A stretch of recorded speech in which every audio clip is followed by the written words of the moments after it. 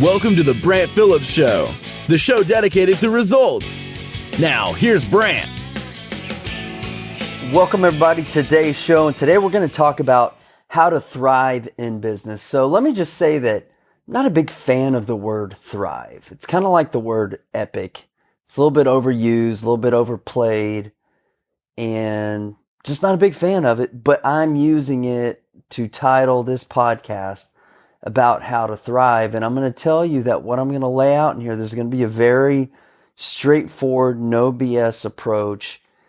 In this podcast are the ingredients of how to create a business that thrives. So I recently heard Gary Vaynerchuk say that it's never a bad time to start a business, unless you're starting a mediocre business, of course. There's never a bad time.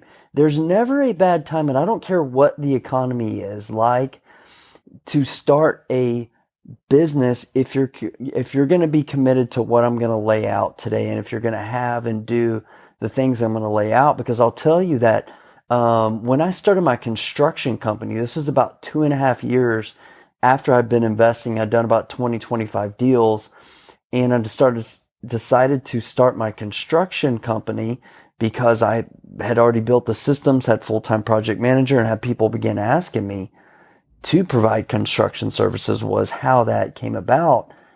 When I look back on it, I saw this chart a couple of years ago, and when I started my construction business, the consumer index in terms of where the economy was at, it was like in March of 2009, was at its absolute lowest point. And I remember my dad saying, and this is like when real estate was like the plague, like real estate was on fire, burning to the ground. And that's when I was, buying as much as I ever have. But my dad, I remember him saying, "It's like, you're going to start a construction company now?"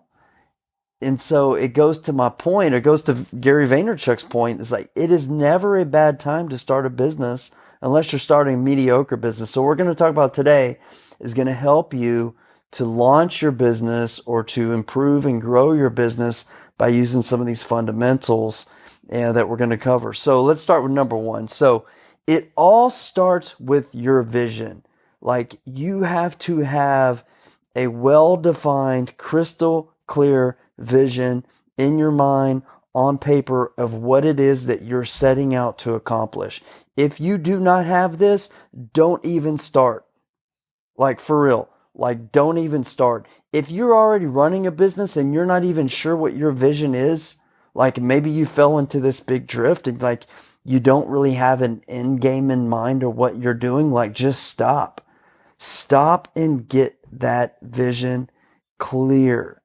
Very, very clear. The book of Proverbs, it says, "My brothers will perish from a lack of vision," or something like that. But you will perish. You will perish. You will cease to exist, or your business will cease to exist from your lack of vision. So start. If you don't have that, just start to get clear on this. Just ask yourself this very simple question. And this is what I ask my coaching students right from the very beginning. And I probably ask them this 100 times in the course of our coaching and mentoring with them. It's a very simple question, yet we need to ask ourselves this question over and over and over again, because the answer changes, sometimes drastically, sometimes minor little tweaks. But the question simply is, what do I want? What do I want? So that is the question for you, my friend, is what do you want from your business? What is your vision? If you don't have it, get clear on it. So the second thing that we're going to talk about how to thrive as a business owner is properly applying speed and time. Because as we know, time is money in the business world is like a shark tank, okay? And the slow fish are going to get gobbled up or at least get less deals in the real estate world. And the action's going to come to the ones who swim the fastest. And we have to look at the day and age that we live in with technology, with social media, with all of the tools and the resources that we have in today's day and age. We have to acknowledge that speed to market and the time that it takes us to get things done is absolutely critical. Absolutely critical. A successful mindset is the mindset that you're not going to delay the process of getting things done. That you are going to work your ass off and do whatever is needed. And maybe that just means like employing the proper team and resources to get things done. But like, don't put off to tomorrow what you can do to today, what you can have done today, because what you get done today is going to determine your results tomorrow and the next day and the next day. So, regarding this conversation around speed to market, really having, building your team, having knowledgeable people that are available in-house really makes a difference. As a matter of fact, as I'm recording this podcast, I'm in the Philippines, in Makati, which is very close to Manila. I'm in the Philippines because we're setting up our back office support team. And many of you know I've been using outsourcing labor, virtual assistants, virtual staffing. I actually began using VAs 10 years ago, my first year in business, on a very, very limited capacity back then. But over the years, it's just slowly and steadily increased to where we run a very large portion of our business with virtual staffing, with people from other countries. And there's several reasons why we do this. One is for the cost of labor for the tasks that they do. And I'm not going to get into all the tasks that they do, but they do a lot, like amazingly, like they do a lot of the inner workings of our business, and they're absolutely a critical piece. So the other part is, of course, money. There's incredible cost savings with outsourcing labor. And if any of you have questions about this, feel free to hit me up. You can email me at brantphillips.com, and be glad to share with you some insights and things like that. We're actually opening up our office in the Philippines to support our businesses, but then we are also opening up. We're going to have a certain amount of virtual assistants here that we are going to provide services for, outsourcing services for other entrepreneurs through our new company that we're launching and called realmarketingresults.com. And so anyways, the other reason that I even began outsourcing, and then one of the reasons that outsourcing is so critical, is because of the speed factor. So when we're in the United States and we're working during the day and things are getting done, and that's all fine, well, and great, and we get a lot done with our teams and with our employees and our staffing in the US. But what is really, really cool is that whenever we shut down for the day, that's when our outsourcing labor kicks in. So there's like a 2 to 3 hour window, an overlap, where we're wrapping up for the day. My employees in the US are wrapping up for the day, but they're all working with their virtual assistant, put a recap on the day so they can close out things for them and put other things in motion while they go home. See, so while they've created output and efforts and work throughout the day, those efforts are continuing through this outsourcing labor that we have, and this resource through virtual assistants. And so it's just simply that, the faster that you can put things to market, deals get done, more work gets done. That's why all my U.S.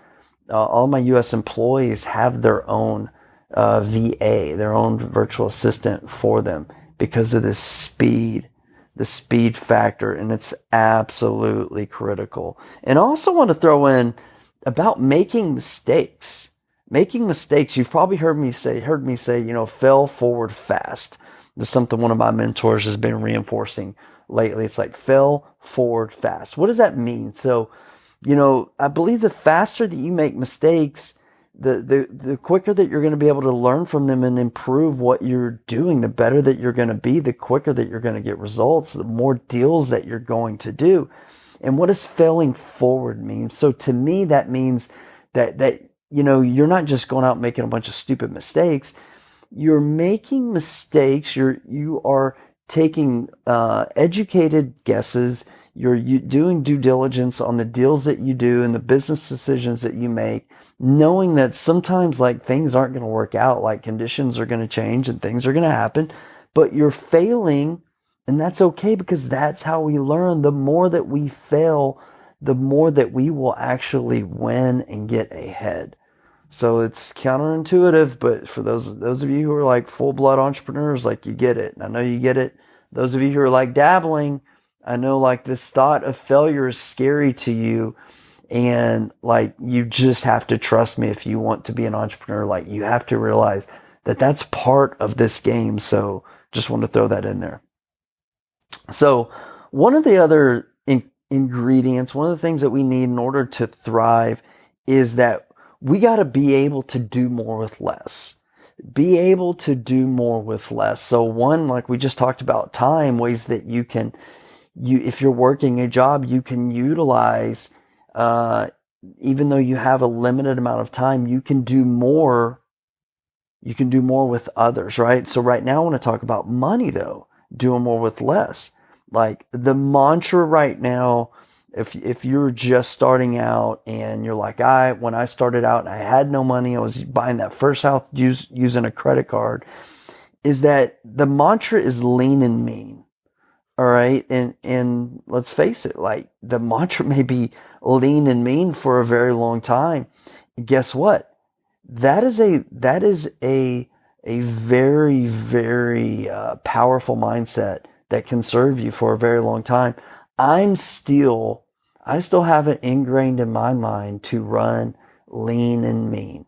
I don't always, but I have it ingrained in my mindset because when I started out, it was one of the things that I attribute a lot of my success to was I had to figure out ways to do more with less. I was working a full-time job, wife, children, all these responsibilities. So in order to create the results that I wanted, I had to figure out how to do more with less. I didn't have any money. Like I said, I bought that first house with a credit card and I had to figure out how to leverage deals. And so I had to do more with less. So this is a very, very powerful mindset because the more efficient that you are managing your finances and bootlegging things that have to get done, like this is like the how mindset. Like you will tell yourself like, how can I get it done versus I can't get it done. So the only other thing I want to say about this right now is that, when resources are limited and time is the essence, the companies that are going to thrive are the ones that master the skill of doing more with less. And, they're not going to say they can't. They're just going to ask how. But also I want to say that don't make the mistake of being cheap. Don't make the mistake of being cheap. Like become efficient in being lean and mean, but only on things that won't jeopardize hitting your targets. Okay. So I'm not saying that you, do a Walmart rehab in a Neiman Marcus neighborhood. Like that's not smart, right? So I'll just say that again. It's like, be lean and mean, but don't do that. Like don't jeopardize hitting your targets. So you use common sense and good judgment. Good Lord, when I was in the police academy, this will always be stuck in my mind because it's written across the wall. And one of my instructors used to say it all the time. Like when you're making decisions, just use common sense and good judgment. But doing more with less, running lean and mean is absolutely critical. All right, so another factor that you're going to need in order to thrive in business is you're going to have to get social. You're going to have to get social. No, I'm not saying you're going to have to take a bunch of selfies, do a bunch of Facebook Live videos or anything like that, but you certainly might. But I'm going to go back to how I built my business in the beginning was by networking. Networking my ass off, quite frankly, for the first couple of years. And trust me, I'm not a socialite at all. Like I'm not. I don't. You can look at my personality profiles. I've had several of them done, and it's just not me. But in the beginning, like I networked. I was at networking events, real estate events, entrepreneur events, whatever I could find, whatever I could wherever I could go and find that I could go to help, sharpen the saw, meet other investors, maybe find deals. I was there. And I did this for the first 2 years consistently, if not every week, multiple events I would go to every month, but it feels like, looking back, like I was going almost every week to some type of event. And this is just another fundamental for your startup success, like building a successful business is going to require building a successful team, right? A powerful team. And the only way that you're going to do that is getting out there and shaking hands and meeting people and getting into conversations and feeling the vibes, the people that are going to be able to help you and support you, and the people that you feel like you can create win-win situations with and relationships and just get into that. Because several of the relationships that I made going back 10 years are people that I still do business with to this day. So just make this commitment that you're going to get social and you're going to start networking and get out there, so you can begin building your team. All right, so another critical factor, and this revolves around the word discipline. And one of my mentors, he uses the word discipline every time we meet and get together. The word discipline comes up in our conversations. And the bottom line is that discipline leads to dollars. Discipline leads to dollars. So what kind of discipline are we talking about? Not only the discipline required to do the work involved, right? Because we know that great businesses are built by doing those little things every single day, right? Doing the little things every single day, every damn day, doing those little things. The discipline to do the work. The discipline to say yes when you know you need to say yes, when you know when you need to do something, but also the discipline to say no. Like having the discipline to say no. So my mentor mainly references this about like whenever, deals come to his desk and he's presented with a lot of opportunities, and he's been presented with thousands of opportunities over the years. And he really points to a large percentage of his success by just saying no. He got really clear, right, on the business that he was creating, on his formula, the numbers that he uses, and when deals come across his desk that meet those numbers, he says yes. If they're outside that formula, those metrics, he says no. And same thing with me. I've got my formula for my deals and my businesses. That's what we say yes to, and that's what we say no to. So this discipline ties back to doing the work, because the more disciplined that you are in your marketing efforts, guess what? It's easier to say no because you have more opportunities.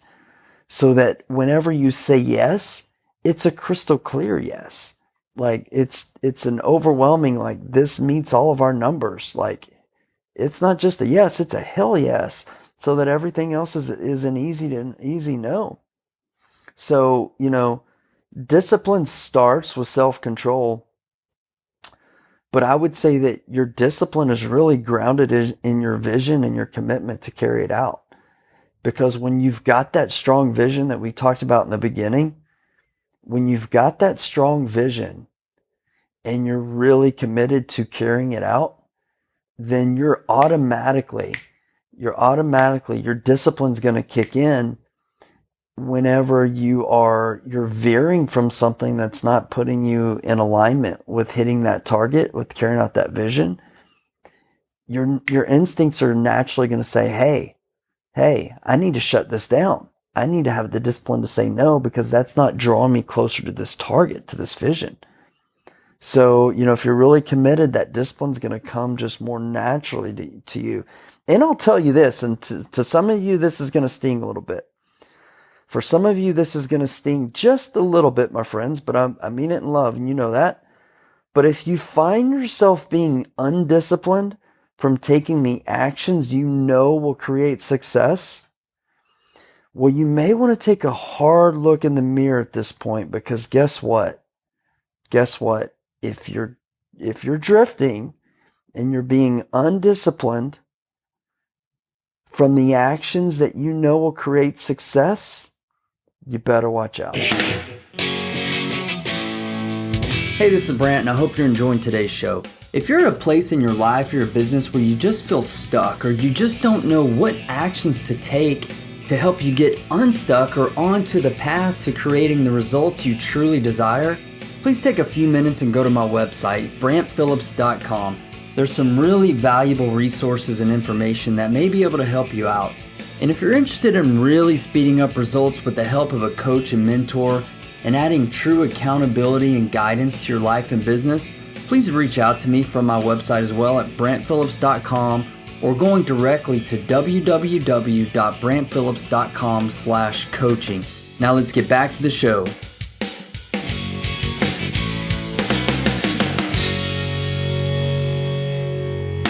Because most likely, if you're looking in the mirror and you really get eye to eye with yourself, you're not really committed to that result. And so this is where you got to come to Jesus moment. You got to get real with yourself. Is this what you really want? And this is what you're really committed to? Okay. And if it's not, you need to create a new vision. You need to create a new commitment that you will hold yourself and allow others to hold you accountable to. Because this is really where discipline comes in, and it should be somewhat natural when we're truly committed to that vision. And I really hope you get that. This is a strong point. And it leads in well to the next thing is you just have to want it bad. To create success, to create a business that thrives, let's just face it. It's not freaking easy. It's just not. If it was, everyone would do it. And we know that everyone is not. We know that 9 out of 10 businesses fail. So you just have to want it really, really badly. Because I will tell you, for those of you starting out, listen to what I have to say. And for those of you already in the game of being an entrepreneur in business and real estate investing, you already know that. What I'm about to say, you already know this. You got to want it bad because, look, the market, the universe, whatever you want to call it, is going to test your ass.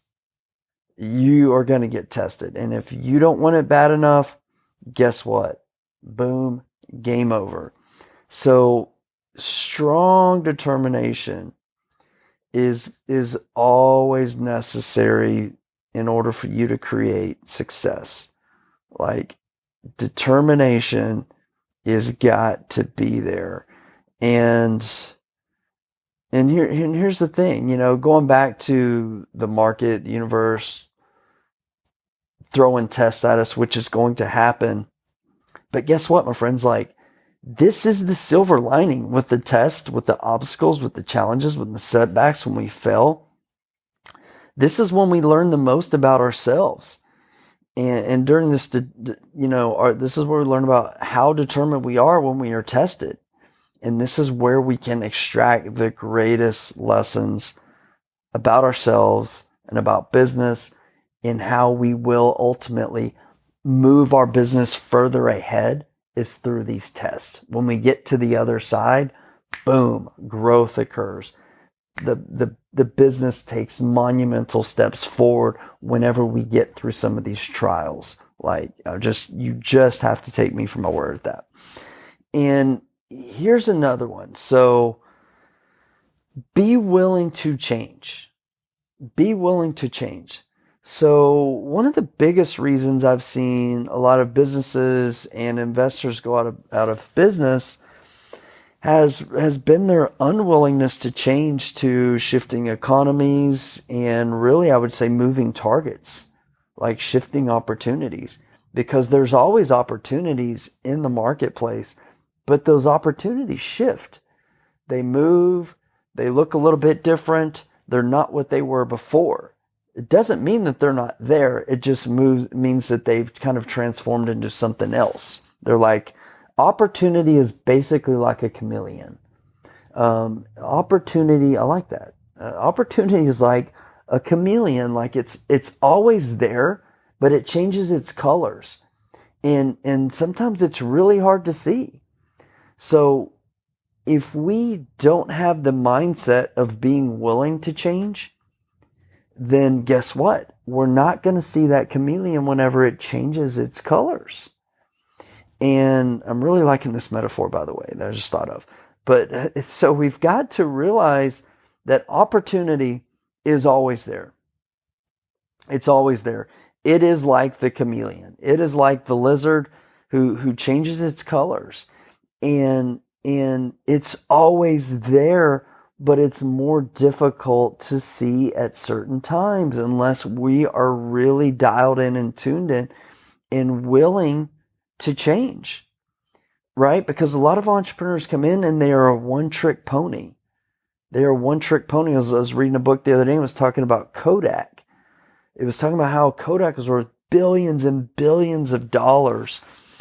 But whenever the writing began was on the wall that, hey, things are shifting in the photography industry, Kodak began making some changes. I believe they were one of the first companies to introduce a digital camera, and they began to make some changes, but then they went back to their comfort zone, and they went back to being the one trick pony, and they released some cameras, a new product line that was basically just like the old line, and they dug their heels into the sand. And guess what happened? A few years later, they were bankrupt.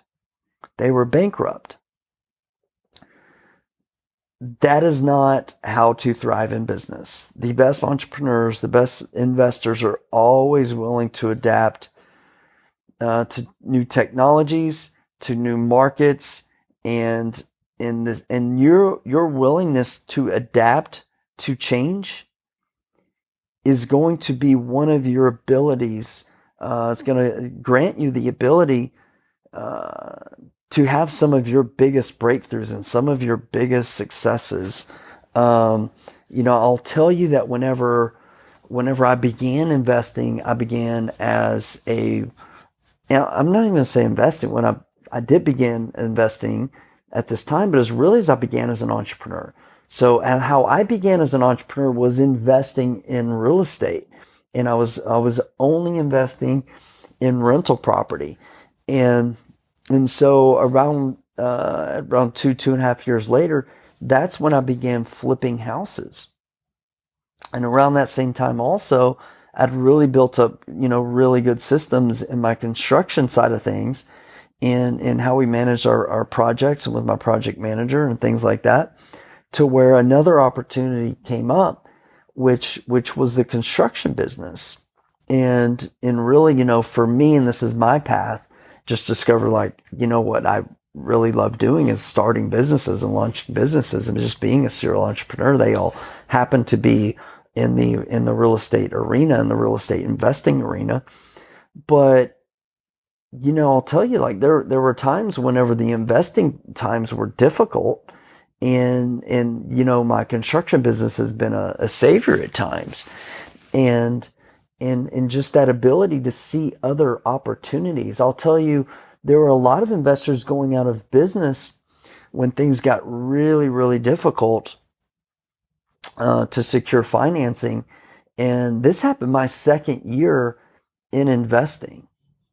So my second year that I was an investor, I already began seeing guys go out of business, and talking to them and talking to others, like there was this excuse. There was this story, was that I couldn't do it. I mean, I'm sorry, I just couldn't get the financing. It's too hard. The banks aren't lending anymore. Blah, blah, blah. Excuse, excuse, excuse. Story, story, story.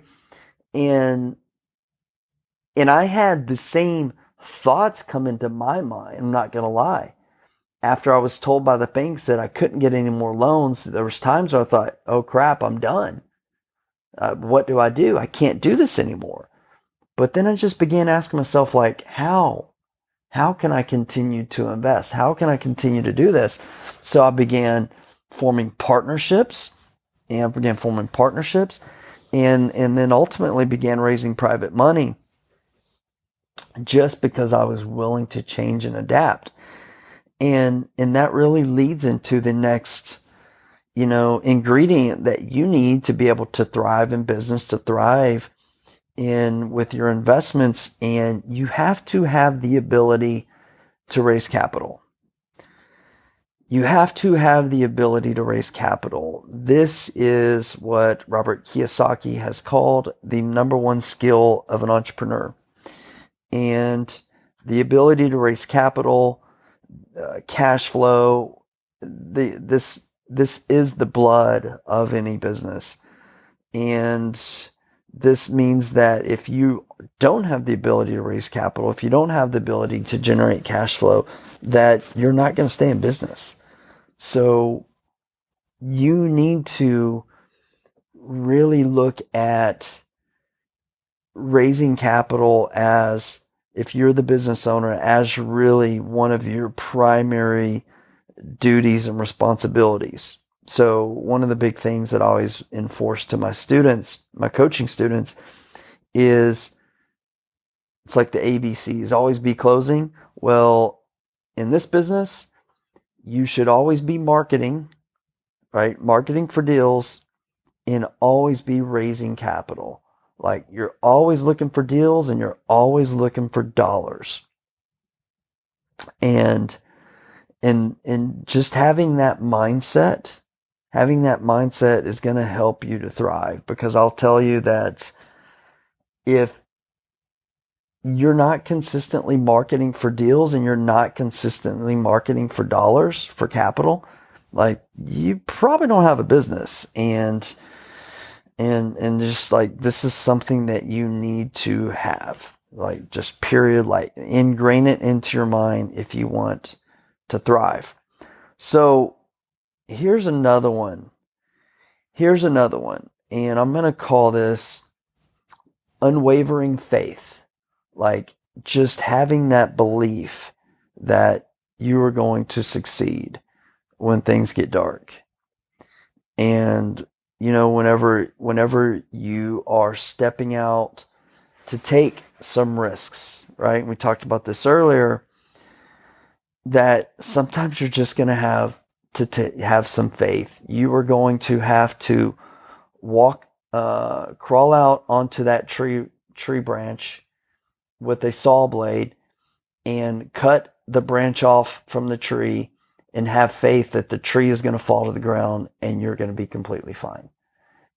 Like, sometimes it's like, this is really scary, and trust me, look, I get it. Like, I've taken the risks, I've been there, and I've done that. But I know that every business success revolves around our ability to take these educated, formulated risks. But you're going to have to begin to wire yourself and wire your faith to be prepared to take these risks. And, they say that, that the greater the risk, the greater the reward. And so I get that. And so there's truth to that. And you just back it up. You back up your faith, and you back up the peace that you're going to generate with inside just by doing the due diligence, by what we talked about earlier, by being disciplined to create your deal flow, create opportunities, so that whenever you're saying yes to something, it means like these numbers have worked out great, and the numbers look great. So it's easier to have this faith and step out. But we just know that that things happen in business, and so that's okay. And for those of you, once again, that are risk adverse, like, you really have to trust your due diligence, and I would say trust your instincts. Like, trust your due diligence and trust your instincts, and rest assured, like, the longer you stay in this game, the more deals that you do, the more risks that you take, the easier it's going to get. The easier it's going to get. I've heard it said before that experience leads to instincts. Your experience leads to instincts. So the more that you do it, I will tell you that the easier it gets. So, talked a little bit about doing less with more earlier. So I want to talk about how to master your time management. So I know that in the beginning, especially in the beginning, but even as just on the day-to-day basis of building a successful business, that there's a mountain of stuff to do every single day. There's a mountain of stuff to do, and we'll say there's an unlimited amount of things that we have to do, and there's a limited amount of time to do these things within. There's a limited amount of help and resources, and so I've already given you some strategies about how to leverage other people and virtual assistants and things like that to get more done. But what I also want to tell you about, mastering time management is that you have to learn how to say no more. You have to know what to do, and not only what to do, when to do it, how to prioritize it, but what not to do.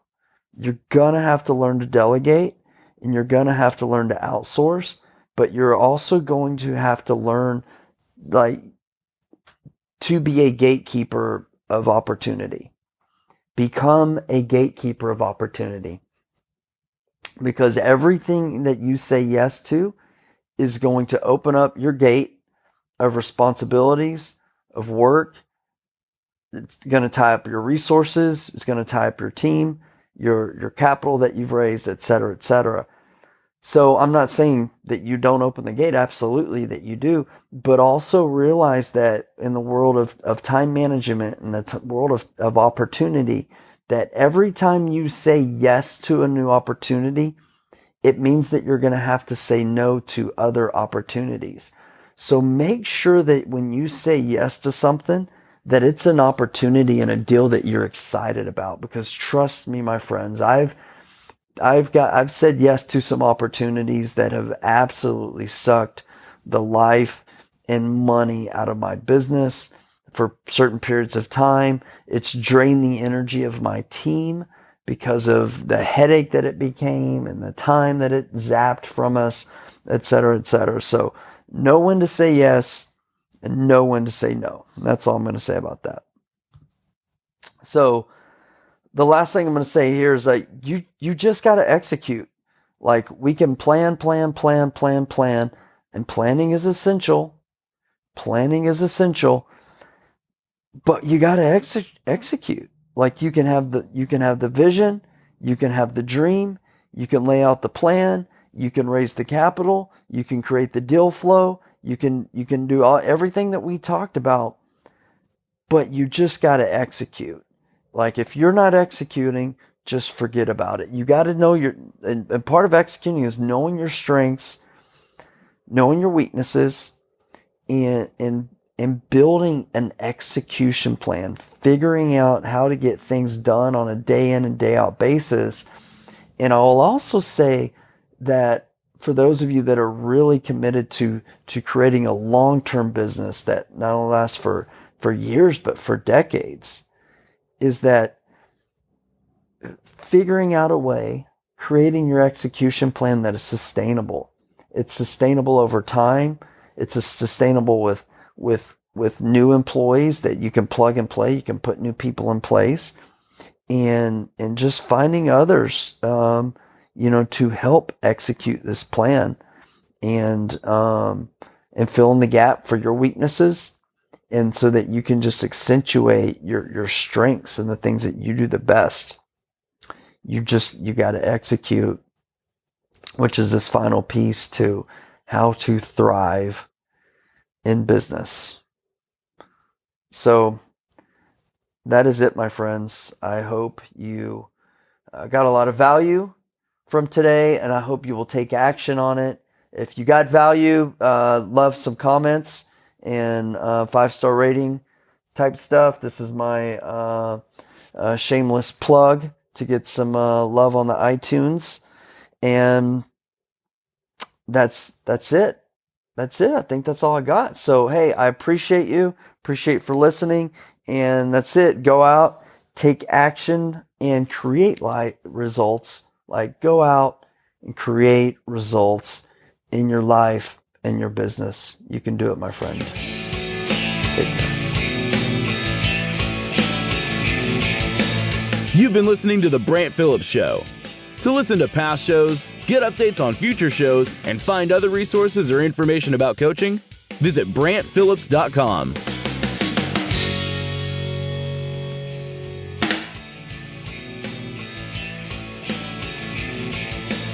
You've been listening to The Brant Phillips Show. To listen to past shows, get updates on future shows, and find other resources or information about coaching, visit BrantPhillips.com.